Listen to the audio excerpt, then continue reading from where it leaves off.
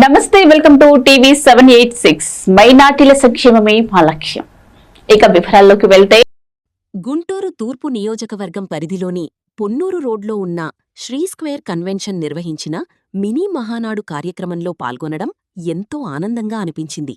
ఈ సమావేశానికి ముఖ్య అతిథిగా గుంటూరు తూర్పు నియోజకవర్గ ఎమ్మెల్యే శ్రీ మహమ్మద్ నసీర్ గారు విచ్చేయడం కార్యక్రమానికి మరింత ప్రత్యేకతను తీసుకొచ్చింది.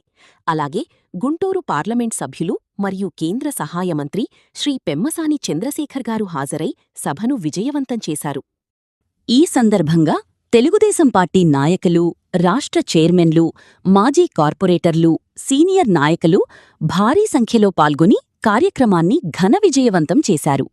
ఇలాంటి కార్యక్రమాలు పార్టీ బలోపేతానికి, కార్యకర్తల్లో మరింత ఉత్సాహాన్ని పెంపొందించడానికి ఎంతో దోహదపడతాయని నమ్ముతున్నాను. షేక్ సజీలా, మాజీ గుంటూరు నగర డిప్యూటీ మేయర్. ఒక వ్యక్తి గురించి కాదు, ఒక ఉద్యమాన్ని, ఒక విప్లవాన్ని మరియు మన తెలుగువారి ఆత్మగౌరవాన్ని నేర్పించిన మహానేత పుట్టినరోజు సందర్భంగా ఆయన స్మరిస్తున్నాము స్వర్గీయ నందమూరి తారక రామారావు గురించి.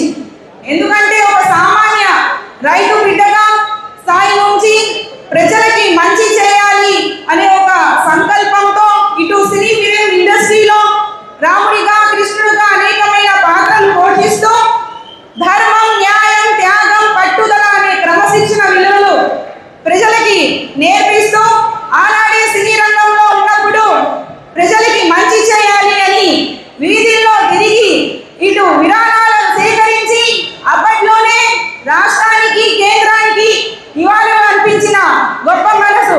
అలాగే ఎలాగైతే 1977లో దివిసీమ ఉపంలో వేలాది మంది ప్రాణాలు కోల్పోతే సహ కళాకారులు అందరితో కలిసి 15 లక్షలు విరాళాలు ఇచ్చిన గొప్ప మనసు మన ఎన్టీఆర్ గారిది.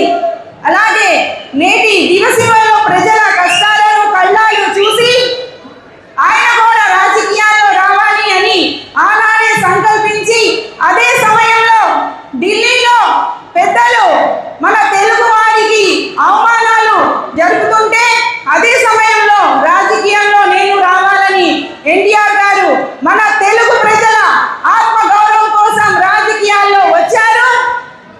టీడీపీ పార్టీని స్థాపించారు మరియు ఆయన చేతుల్లాగా జెండాని ఆవిష్కరించారు. తిరుపతిలో సభని ఏర్పాటు చేసి స్వర్గీయ కొడుకు అయిన హరిబాబు గారి రథసారథిగా మన అందరి కోసం, తెలుగు వారి ఆత్మగౌరవం కోసం ముందుకు వెళ్ళారు. నా భూతే నా భవిష్యత్తు అంటూ 9 నెలల్లోనే అధికారంలో వచ్చి ప్రజలకి మంచి చేయాలి అని ఎన్నికల ప్రచారంలో 72 రోజులు, గంటల పాటు అంటే రాత్రి పగలు లేకుండా ఎన్నికలు ప్రచారం చేసి ముఖ్యమంత్రిగా అయిన ఘనత కూడా ఎన్టీఆర్ గారిదే.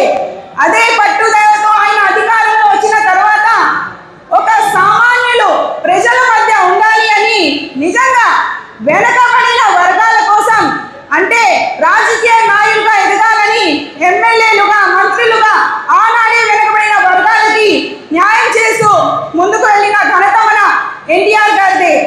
ఈ సందర్భంగా తెలియజేస్తూ, అదేవిధంగా ఎన్టీఆర్ గారికి ఆసరాగా, అండగా ఉన్న ఒక యువ నాయకత్వం మన తెలుగుదేశం పార్టీకి వరమై తీర్చిదిద్దే నాయకత్వం పేరే మన గౌరవనీయులు నారా చంద్రబాబు నాయుడు గారి నాయకత్వం ఎన్టీఆర్ గారు అప్పగించారు.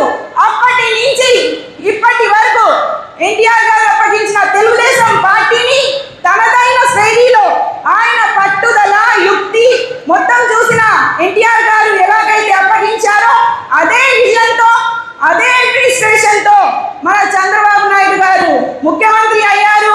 ఉమ్మడి ఆంధ్రప్రదేశ్లో ముఖ్యమంత్రి అయ్యారు. విభజన జరిగిన తర్వాత మన ఆంధ్రప్రదేశ్కి ముఖ్యమంత్రి అయ్యారు. అంటే 40 సంవత్సరాల రాజకీయ అభివృద్ధి ఉన్న చంద్రబాబు నాయుడు గారు ఇటు అధికారంలో ఉన్నప్పుడు కూడా, అధికారంలో లేనప్పుడు కూడా మన కార్యకర్తల గురించి ఆలోచించారు. ప్రతి ఒక్క దశలో ముందుకు వెళ్ళారు. చంద్రబాబు నాయుడు గారు ఇటు అధికారంలో లేనప్పుడు కూడా రైతులు బొబ్బిలి ప్రాజెక్టులో న్యాయం జరుగుతుంటే ఉన్నారు. వస్తున్నా మీకోసం అంటూ వచ్చారు. ప్రతి ఒక్క రైతుల కోసం నిరాహార దీక్ష చేశారు. ఇటు అభివృద్ధి గురించి చెప్పాలంటే హైదరాబాద్ లో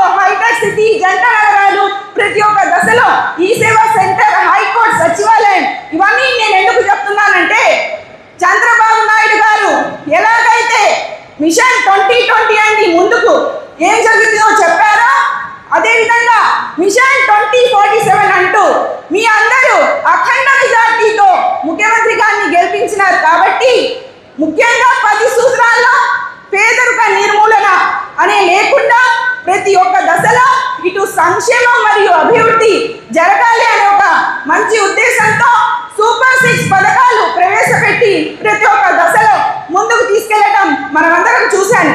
కాబట్టి మనమందరం కూడా మన చంద్రబాబు నాయుడు గారి ఆదేశాల మేరకు ఎలాగైతే సంక్షేమం అభివృద్ధి జరుగుతుందో మనం జనాల్లోకి తీసుకెళ్ళాలి. మరియు పవన్ కళ్యాణ్ గారి అండదండలతో, మోడీ గారి సహాయ సహకారాలతో, మరి ముఖ్యంగా మన లోకేష్ అన్న యువతకు 20 లక్షలు జాబ్ తీసుకొస్తామని ఎన్నో అనేకమైన పెట్టుబడులు తీసుకొస్తున్నారు. ఆయన అడుగుజాడల్లో మనమందరం నడిచి ఇటు మేము మీరు కలిసి పార్టీని బలోపేతం చేయడానికి మనమందరం కృషి చేయాలని నేను మనస్ఫూర్తిగా కోరుకుంటున్నాను. ఇలాగే చంద్రబాబు నాయుడు గారు ఆయు ఆరోగ్యాలతో ఉండాలి. ఇంకా 10-15 సంవత్సరాలు ఒకే ప్రభుత్వం కొనసాగించాలి. అప్పుడే మన పిల్లల భవిష్యత్తు ఇటు అమరావతి రాజధాని ముందుకు సాగిందని తెలియజేస్తూ మనమందరం పార్టీ కోసం కష్టపడదాం. ధన్యవాదాలు. సో ఇవ్వండి ఇవాల్టి బులెటిన్ అప్డేట్స్. మరో బులెటిన్ అప్డేట్ లో మళ్ళీ కలుసుకుందాం. అంతవరకు చూస్తూనే ఉండండి టీవీ 786.